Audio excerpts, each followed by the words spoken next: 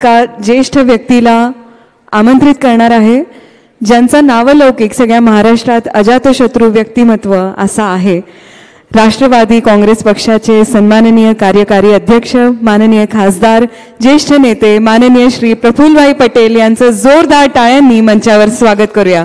त्यांना विनंती करते की आजच्या चिंतन शिबिराच्या निमित्तानं त्यांनी इथे उपस्थित सगळ्यांना मार्गदर्शन करावं.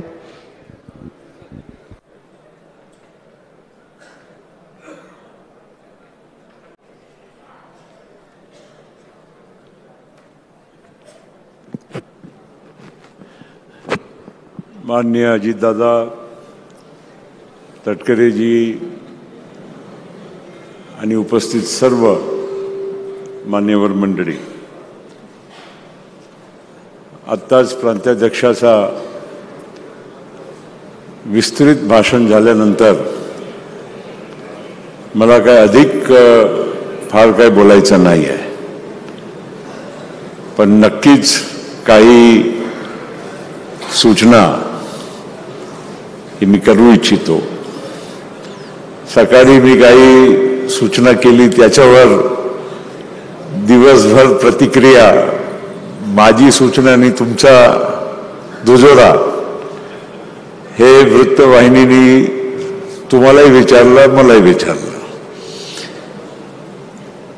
असो, आपण जे काही सूचना करत आहोत, जे काही 10 गट बनले त्यांनी चिंतन मंथन केलं.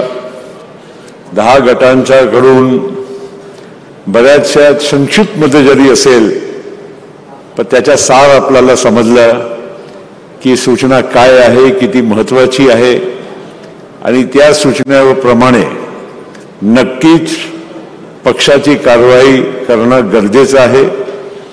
पुढची वाटचालची दिशा ठरवणाऱ्या या 10 गटाची सूचना आणि त्याच्याप्रमाणे आपली पुढची वाटचाल हे आपण सगळे मिळून करूया, हे सर्वात महत्त्वाची बाब आहे. मित्रांनो, आता राष्ट्रवादी काँग्रेस पक्षाचा 26 वर्षाचा प्रवास आहे आणि मागील 2.5 वर्षापासून राष्ट्रवादी काँग्रेस पक्षाच्या नेतृत्व हे अजितदादांच्या हाताखाली आलेलं आहे. आणि ज्या एक आपल्या पक्षामध्ये एक नवीन ऊर्जाची आवश्यकता आहे, एक नवीन दिशेची आवश्यकता आहे, अतिशय त्यांनी बॅलन्स करून, लक्षात ठेवा, बॅलन्स करून त्यांनी पक्षाला नेतृत्व प्रदान करण्याचं काम केलं आहे. एका बाजूला सगळ्यांची, म्हणजे असं आहे की अनेक वेळा आपली काही मंडळी टीका करत असतात की तुम्ही NDA मध्ये का गेले, तुम्ही भारतीय जनता पार्टीच्या बरोबर का गेले. एका बाजूला आपल्याच लोकांचं मत असते की आपण सत्ताच्या प्रभावामध्ये राहिलं पाहिजे, सत्ता असल्याशिवाय आपण लोकांची सेवा करू शकत नाही, विकास करू शकत नाही. हे असा दोन्ही बाजूची चर्चा या मागील 2.5 वर्षामध्ये आपल्याला ऐकायला पाहायला मिळालेली आहे. आणि या सगळ्या पार्श्वभूमीमध्ये पक्षाला एक नाविकला कसं म्हणजे ते नॅव्हिगेशन करावं लागते, कधी अशा कशी तसा वेगवेगळ्या म्हणजे विचारधारांचा प्रवाह, कधी अल्पसंख्याकांचा मनामध्ये काय वेगळा विचार येतो, कधी आपल्या जे काही SC समाज आहे त्याच्यामध्ये एक वेगळी काहीतरी विचार येते, कधी ST समाजामध्ये वेगळा विचार येतो. आता महाराष्ट्रामध्ये जे काही सामाजिक परिस्थिती मधल्या काळामध्ये निर्माण झाली, काय आपल्या OBC बांधवांच्या मनामध्ये काय वेगळा काय विषय निर्माण होतो, आपल्या मराठा बांधवांच्या मनामध्ये काय वेगळा विचार निर्माण होतो. हे सगळ्या कठीण जे काही वातावरण आहे, परिस्थिती आहे, त्यामध्ये अतिशय समजदारीनं, सूझबूझनं आपल्या पक्षाच्या नेतृत्वाने आपल्याला दिशा देण्याचं काम केलं आहे. हे अतिशय महत्त्वाचं आहे. तुम्ही याला असा म्हणजे नुसतं लाईटली नको घ्या, जरा विचारपूर्वक तुम्ही करा, चिंतन करा या गोष्टीचा. आणि त्या सगळ्या परिस्थितीमधून लोकसभेचा जसा सुनील तटकरेंनी उल्लेख केला, एक वेगळा वातावरण निर्माण झालं लोकसभेच्या वेळीस. आपण सगळे लोक हतबल झालो, खचलो की बाबा काय झालं, आता आपण पुढच्या आपलं भवितव्य काय राहणार आहे. या सगळ्या परिस्थितीमधून एक योग्य रीतीनं दिशा देऊन आणि परत लोकांचा विश्वास निर्माण करून आणि आपण आपली जे शिवशाहू फुले आंबेडकरांची विचारधारा कायम राहून हे आपण पक्षाला वापस गाडी पटरीतून उतरून गेली होती ते वापस आणण्याच्या आणि यशस्वीपणे या राज्यामध्ये आपण परत सत्तेमध्ये येऊ शकलो. याच्यासाठी अजितदादाचा, तटकरे साहेबांचा आणि पक्षाच्या सर्व म्हणजे आपल्या सहकाऱ्यांचा मी खूप खूप अभिनंदन करू इच्छितो. महत्वाची गोष्ट आहे ही, काय सामान्य नको समजा तुम्ही. जेव्हा यश मिळते तेव्हा लोक विसरून जातात, पण ते या यशाला म्हणजे पराभवामधून परत विजय प्राप्त करणं हे काही सोपी गोष्ट नाही आहे. आणि अवघ्या 6 महिन्याच्या आत लोकसभा आणि विधानसभामध्ये 5च महिने होते. त्यावेळी मलाही माहित आहे कशा कशा पद्धतीचे लोक चर्चा करत होते. आमचे पत्रकार मित्र बोलायचे, आपले विरोधक म्हणायचे, आपल्या पक्षामध्ये जे कुजबूज चालू होती ते आपल्याला माहित आहे. आपले काही सहकारी सोडून सुद्धा गेले दुसरीकडे. नंतर त्यांच्या लक्षात आलं की आपली चूक झाली. पण हे सगळं आपल्याला पाहायला या थोड्याशा काळामध्ये आपल्याला मिळालेलं आहे. आणि म्हणून ही विजय जी आपल्याला मिळाला, आज जे आपण सत्तेमध्ये आहोत त्याचा सदुपयोग करणं हे पक्षासाठी सर्वात मोठी जबाबदारी आहे. पक्षाला 4 वर्ष पुढे अजून म्हणजे पुढच्या विधानसभेसाठी वेळ असेल, लोकसभेसाठी वेळ असेल, पण 4 वर्ष लोकांच्या मनामध्ये राष्ट्रवादी काँग्रेस पार्टीची, कारण आज आपण महायुतीमध्ये आहोत. एका बाजूला भारतीय जनता पार्टी आहे, एवढा मोठा पक्ष आहे, दुसऱ्या बाजूला शिवसेना आहे आणि तिसऱ्या बाजूला आपण एक वेगळ्या पक्ष म्हणून आपण 3 काम करत आहोत. आणि त्या तिघांमध्ये आपली एक वेगळी छाप निर्माण करणं, वेगळी आपली ओळख कायम ठेवणं ही अतिशय एक जबाबदारीचं काम आहे. याला आपण नजरअंदाज करून चालणार नाही. आणि म्हणून याच्यामध्ये नेतृत्वाचं कौशल्य आहे, सोबत तुमच्या सगळ्या लोकांच्या सहकार्य अशाच पद्धतीनं कायम टिकलं पाहिजे. आपण आपल्या विचारधारापासून दूर जात नाही, तरी आपले लोक कधी कधी विधान असे करतात की त्यामध्ये पक्षाला आणि पक्ष नेतृत्वाला फार मोठा नुकसान सुद्धा होत आहे. हे आपण काळजी घेतली पाहिजे. अनेक लोक बोलतात, अनेक लोक काय बेछूट काही वाटते तसं बोलून टाकतात. त्याच्यानंतर त्याची किंमत काय पक्षाला द्यावं लागते, नेतृत्वाला काय द्यावं लागते, याचाही विचार आपण केला पाहिजे. दादा, आपल्याकडे दररोज मुंबईला तुमच्याकडे, तटकरे साहेबांच्याकडे, सगळ्या मंत्र्यांच्याकडे गर्दी राहते. किती लोक त्यापैकी असे आहे की जे त्यांच्या स्वतःच्या गावामध्ये त्यांचं अस्तित्व आहे, त्यांच्या वार्डामध्ये अस्तित्व आहे, ह्याची पण आपण छानबीन केली पाहिजे. आमच्याकडे लोक येतात. माझ्या भंडारा गोंदियाचे जास्त येत नाही, कारण मी स्वच्छच त्यांना सांगितलं, मुंबईला आले तुम्ही कामच नाही करणार. मी येतो ना गोंदियाला, भंडाराला येतो ना, मग तुमचं काम मी तिथेच करून देईन. पण म्हणायचं एवढं आहे, तसा अर्थ हे नाही आहे की लोकांनी येऊ नये मुंबई. पण ज्या पद्धतीनं नुसतं फोटो काढून म्हणजे पक्ष नेतृत्वाकडे वारंवार जाऊन जाऊन मी करतो मी असं आहे तसं आहे हे सांगण्यापेक्षा बरेच असे कार्यकर्ता या हॉलमध्ये आहे जे फार कमी मुंबईला येत असेल, फार कमी तुम्हाला भेटत असेल, पण ते आपल्या भागामध्ये पार्टीसाठी जे काम करत आहे त्याचा वखाण करण्याची गरज आहे. अशी खूप मंडळी आहे. काय कोणाकडे जातात, काय पत्र घेऊन येतात, मी या कमिटीवर आले, मी त्या कमिटीवर आले. कसे आले बाबा? लोकांनी झक मारली की एवढे वर्ष एवढं काम करून सुद्धा त्यांना काही मिळत नाही आणि या लोकांना काही कागद मिळून जाते. मी कोणाचं नाव घेणार नाही, पण मी तुम्हाला सगळ्यांना मी सांगू इच्छितो, आपल्या मंत्र्यांना पण मी सांगू इच्छितो, जरा लोकांची ओळख जरा तुम्ही पण करा. माहीत नसेल तर जरा चौकशी करा. ज्यांना माहीत असेल त्यांना विचारा. काही ना काही कोणती मंडळी येते आणि काही ना काही पत्र घेऊन जातात. त्यामुळे आपला बाकीच्या कार्यकर्त्यांच्यावर किती वाईट परिणाम होतो, त्यांचा मनोबल किती खचतो हे आपण लक्षात ठेवलं पाहिजे. आणि म्हणून ही जेव्हा आपण हे पुढच्या 10 वर्षाची 5 वर्षाची वाटचाल आपण विचार करतो, इथे आपण पक्षाच्या ध्येय धोरण दिशा आपण ठरवतो, त्यामध्ये कार्यकर्त्यांचाही सन्मान. आणि म्हणून आता येणाऱ्या काळामध्ये जेव्हाही आता आपल्याकडे बोर्ड कॉर्पोरेशन जे काही पद जे काही आपल्याला देण्यासाठी मिळणार आहे ते आता मला वाटत नाही की लगेच आपण काही देऊ शकणार आहोत. आता 4 महिन्यात निवडणुका पूर्ण करायची आहे.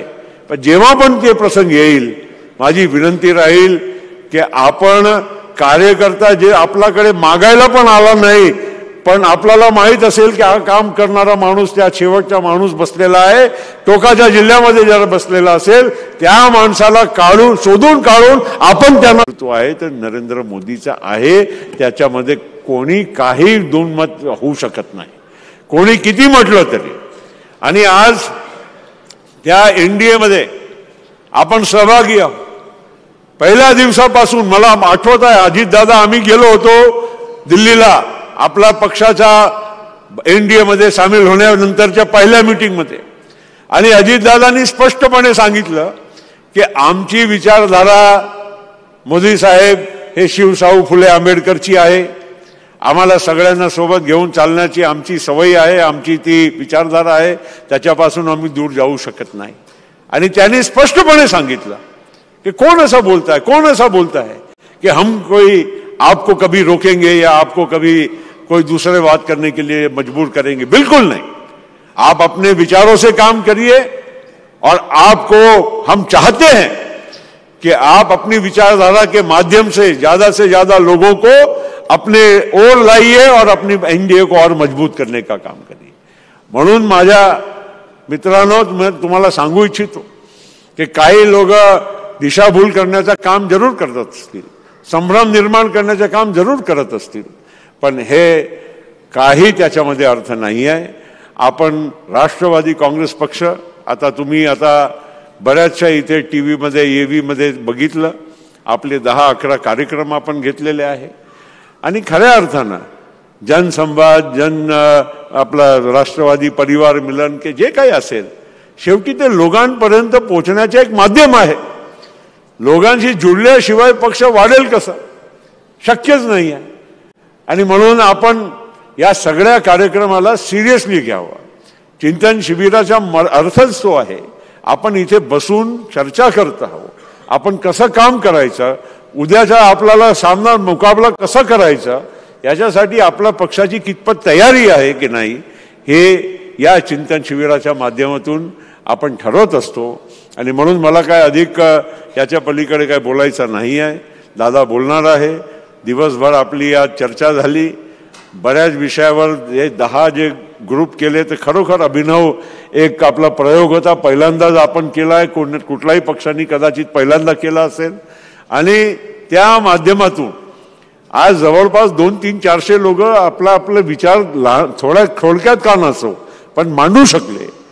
त्यांचे विचार नक्कीच जे गट लीडर आहे त्यांनी एकेकाचं नाव लिहून जर ठेवलं असेल तर ते इथे प्रस्तुत करा, कारण समजलं पाहिजे की खऱ्या अर्थानं कोणी पार्टिसिपेशन केला आणि कोणत्या मुद्द्यावर त्यांनी त्यांचे विचार मांडले, ही अतिशय महत्त्वाची गोष्ट आहे.